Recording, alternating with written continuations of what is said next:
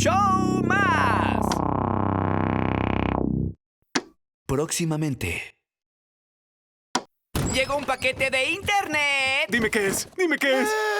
Es un modulador de voz que te hace sonar como... Los locutores de los cortos de películas. Esto sí que es loco. Espera. Para dos mejores amigos, un increíble paquete que cambiará sus vidas para siempre.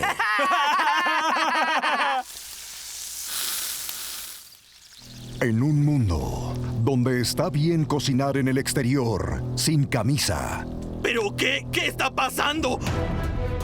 Próximamente, un hombre come su triste almuerzo solo.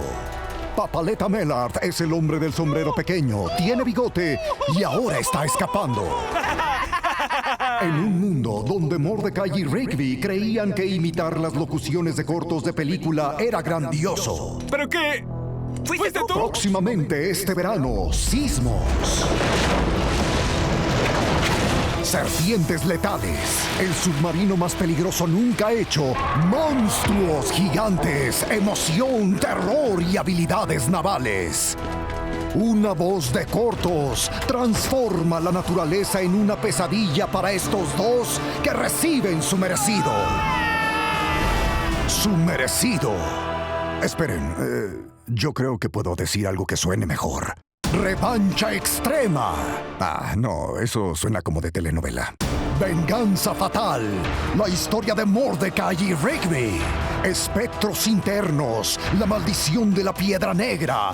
¡Revancha merecida 2000! Me gusta.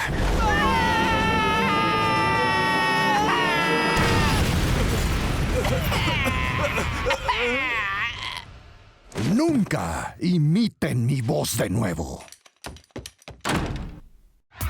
Adivina quién tiene 2 entradas para el recital de Fist Pump. ¡Wow!